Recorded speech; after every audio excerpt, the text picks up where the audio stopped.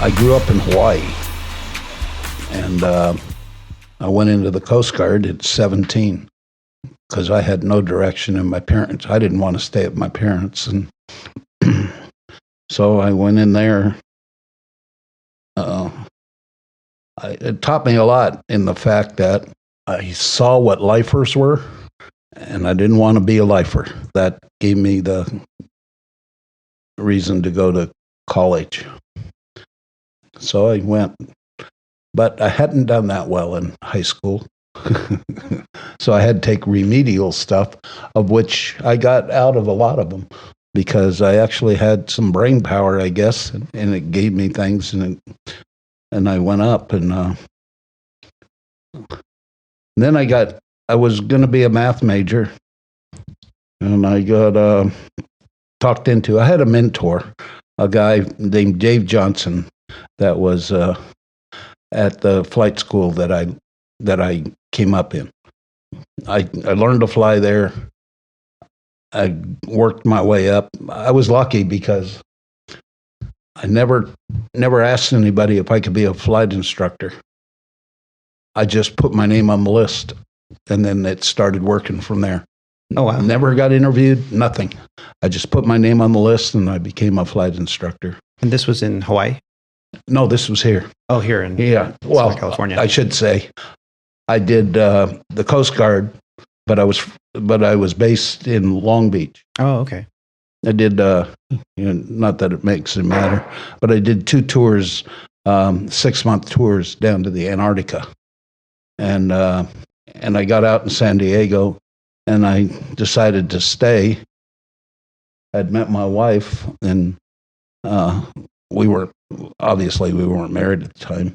And anyway, I stayed here basically for her, and I went to college, and it was a lot cheaper here at that time. And I became a math major. That's what I wanted to do. But then I got talked into by this mentor guy that being an engineer would be the way to go. So I changed to, it was electrical engineering, but with a computer option. Now, mind you, this is before any of the Apples came out. There was no laptops. There was nothing. Yeah. I had to learn to write programs that were machine language and do all that. Punch cards. Yeah. Yeah. Punch cards, turn them in, wait for the next day, and then I lost interest because I was never. You remember all those guys that used to get they bought the radio maker kit that was, when they were 6 and everything and that. I never did that. I never had that. And I went through this, and I was doing well. And then about my junior year, about halfway through, I decided to quit. Because it just wasn't for me. I wasn't in the heart. I love the math. Yeah. I did every kind of math you could, but that was it. And so I quit college, and I was instructing, and I started full-time instructing. Totally, I did it, I believe it was 7 years, which was a long time. And well, going back to the initial of getting your license. Yeah. So I got my license, I got my commercial, got my instrument, got my instructor, and just started working and doing it that way. How did you get your, what did you use to fund it? Like, what was the process of all that getting, because I know you said your dad paid for your private. My private. He paid for my private, and then it was $500. And so you were taking flight instruction back at a time when, now I always get just so excited when I hear how much flight instruction costs. Yeah. We're talking 20, 30, maybe even 40, 50 years ago. And I spoke with one captain ages ago and said, "Oh yeah, I was paying $6 for the instructor and $10 for the airplane." I'm like, "Wait, what?" You can't even get exactly a it. coffee for I was that. paying $6 for the instructor. Really? Yeah. And Yeah. would buy the airplanes would be like $25. I don't have the exact memory, but we had a old straight tail Cessna 150, Mhm. and it was a straight tail. We had others, but that one was like $20. Wow. I used Wet. to rent it. I used Yeah. to rent it and go out to El Centro, and my brother was a Navy pilot, and he would fly in there, and I'd go pick him up, and it was like $20 an hour, and it took 2-3 hours to get there. Right? Like you can't even touch an airplane now for I think under 130. But I was fortunate in the sense compared to Alex. I had just a gaggle of airplanes that were like about 20 or 21 that I could go fly. I had to get checked out in certain ones, but Sure. I could fly from Belanca, 301, I think it was, but it was a really fast and really good, and it was balsa wood and everything. Oh, wow. I did that. I flew Citabrias. I flew, 150s. I flew 172s. In fact, my first instructor. Now, you got to mind this is when I got my Your instructor. my instructor, I was automatically grandfathered into a multi-engine instructor. Oh. It was back in the day. Was it not an add-on at the time? Or? No, it was just, I was an instructor single engine, and I was an instructor multi-engine because I had a multi-engine. Okay. I think the way that the instructors were written back then was it was airplane instructor, not single engine instructor. Or So there was no multi-engine. classification Yeah. at the time. It was once So- you got your instructor in an airplane, you were a airplane instructor. I So that gotcha. could be for single or multi if you held the appropriate license. So whatever license you held, be it single engine, private, commercial, multi, instrument, multi, regardless of what rating you had, as long as you had the rating, once you got the instructor add-on, if I understand this correctly, you were an instructor on everything you held a license for. Yes. Yeah, except instrument. Except instrument. You had to do that, the CFII. Oh, okay. Okay. Which, That's standard across the board. That's still Yeah, it's how still it the is. same, but it was that way then too. Yeah. but but that means what happened was my first instructor ride was in a multi-engine. Oh, wow. So you had to demonstrate all of it, the VMC demos and all that stuff too? No, not on the check Not back ride. then? Oh, No, wow. I got the multi-engine instructor. Oh, that's it. Yeah, I was it. His first, what he's saying is his first instructor, like that he got hired out for, Yeah. was in a multi-engine. Like, That's it. hey, I need you to be my instructor. Let's go do this. Yeah. Yeah. It was basically a checkout that I checked see. the guy out, but it's still, it was an instructor. Your first dual given was That was it. Multi. Yeah. nice. And that's the first logbook I signed. Nice. So anyway, I did that for about 7 years, 6-7 years. I don't remember the exact number, but Well, before you started as an instructor, when you were going to school at Peninsula Aviation, which was in Torrance, mind you, if you go to the Torrance Airfield now, it's all Robinson. Robinson was like the tiny little sliver of a corner in the far other side, and Torrance was not Robinson based. But he started as a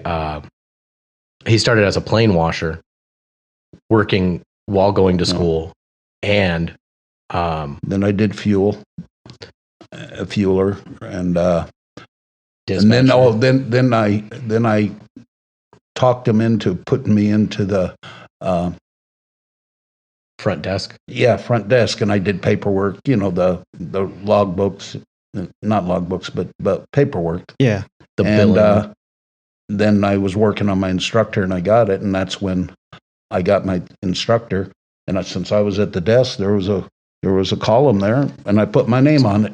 Oh, You remember the old school days where Yeah. you had the giant the book? ledger. Yeah. The ledger. Where one side was instructors, one side was planes. He just went and bottom of the instructor list went Greg Daigle. There it Yeah. is. And That's that was exactly it. what I did. And You're hired. yeah, and but I still worked the desk. But as people would schedule with me, I would start flying with them, and then pretty soon I quit the desk and I started doing instructing completely full time. And how old were you at this time? Probably 23. Okay. Yeah. See, I got my license when I was 21. After Coast Guard. Yeah. And fortunately, my father paid for it, and it was cheap then. It was in today's dollars, it was cheap. Yeah. It was probably expensive then, but it was $500. And what did it cost you? Oh God, yeah. 6,000. Yeah, 6,000 for your private. For my private, yeah. And when did you do your private? 2005. Okay, and I did mine in 2001. And what was yours? Out the door at 42 hours total time. When I passed my check ride, I think I paid about $1,300. Okay. You won't believe this, but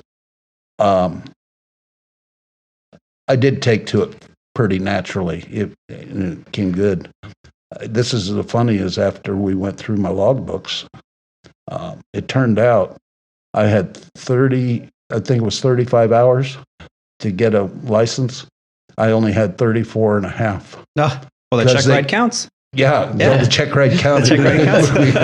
But mind you, this was different back in the day when people were still doing all the paper stuff and you didn't have the IACRA to right. Because you go with the IACRA and you're at 34 and a half hours, the IACRA's like, nope, you need 35. Yeah. So we live in the what? So there's what's the IACRA? Yeah. So IACRA is the Integrated Airman. It's the FAA website that we all use to everything's online and checks and balances now. And so don't confuse me. You have to put in your time, like put in the hour amounts in there, and it basically gives you like, okay, you meet all the requirements, you can pass on to your check ride. It's no longer the days where it's like, okay, you got 34 and a half and your check ride was an hour. Cool. You meet the minimums of 35 hours. So anyway, it just, everything came fairly simple to me. I'm not saying I was a charm at doing flying, but it all came simple. Yeah. And I got it all pretty quick.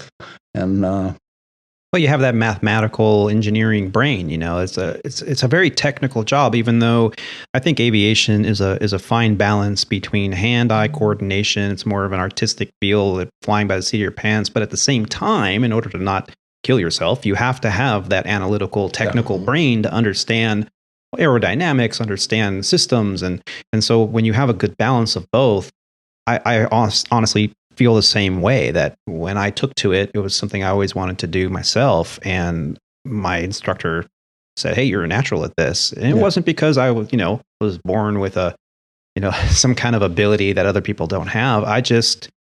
It was something that just kind of made sense. It just kind of clicked together. And it sounds like your story and your journey, it started out the same way, that it just kind of clicked for you. I remember this is kind of a side note, but I think it was 8 hours, and I was doing my solo, the first one. Wow. And everybody kind of knows my personality. And so as my instructor let me off and he stepped out of the airplane and I could go in my first supervised solos, I was singing in the airplane. Those magnificent men. And I was going around, I was having fun. It was just it was good. But it all went pretty easy for me, and I got through it. I worked in a company that would allow me to run the bills up as I was flying, and then they come and want me to pay it. But they were actually a pretty good people that treated me well. Yeah. I didn't think it at the time, but it was similar to your what was it, the T's, the Tims, Tom. The Toms, yeah. T1 and T2. Yeah. Where it was like that, where it was still a family-owned school, and they were they treated him good, treated all their employees good. Yeah. That, like he's saying, he was able to stack bills basically, and then they come and say, "Hey, we need you to put down a little bit of money. And often people ask me, you know, I have my son, my daughter, my cousin, my nephew, you know, or themselves. They say, you know, what flight school should I go to? I really am interested in this. And lately, even at Mainline, at Legacy, we have a lot of flight attendants that are seeing all these bonuses that are being thrown around, hundreds of thousands of dollars, and they think, well, I already work for the company. We should just do this. And they ask, you know, what flight school should I go to? We actually spoke, I think, on the last podcast about a Frontier flight attendant that had called me and wanted a little bit of advice. My advice is always get your private at a mom and pop Cessna King School program where you can pay as you go. It's a family run place. Get your feet wet. See if it's really for you before you go to a flight farm like ATP or some of these other flight farms where you're signing your name on the dotted line and you're giving them 100,000, if not more, of a loan that you're signing for. And if you don't finish, I mean, you're still responsible. So it's nice to start out like that. And those days of the mom and pop where they'd go, yeah, you know, I know you're good for it. I know where you live, you know. And that's kind of what these people were. They were a family. It was the guy who owned the place was an engineer for Howard Hughes. Oh, wow. He was one of the designers of the 500. We called it the Loach. Oh, the MD, the little bird, the one that they use in special operations. Oh God, I'm blanking on what it is. But it's a jet engine and everything in that. The MD 500. That's what it is. And he was the designer on that, and he worked it, and he used to tell me Howard Hughes stories. And you know, I mean, Howard would do something, and then you wouldn't see him for 3 months. Yeah. And everybody'd be sitting there waiting, and then he'd come back and they'd go and he'd say, do this, do that, now. Yeah. But so it was good stories. The woman was just an office worker and she was nice and everything, but that one. Okay. But anyway. And you instructed for about 7 years and earned a Gold Seal instructor. Gold Seal instructor. And tell us about that. So I remember from back in the day, you had to have 7 passes on the first go or something within a year? 8. 8 within 2 years. You had to have 8. Have your CFI and your advanced ground instructor. So you had to have all 3 of those. So you had to have AGI, instructor, and send 8 out of 10 had to pass their first go. So 80% pass rate. 80% pass rate. Okay. So I don't remember any of that. I just remember whatever it was, I earned it and I got it. And basically, the only things that all this was resume builders. Of course. Things to put on your resume and make it look better. Yeah. In fact, this is a one time when I was applying to airlines, all the airlines employment offices were all around LA. Oh. American was, Western, United, TWA. I used to go to TWA it was back in the World Way West, and I would go into the chief pilot's office every Monday at 8:00, and I'd sit through the briefing, the system briefing, where they all talked about everything and that. So.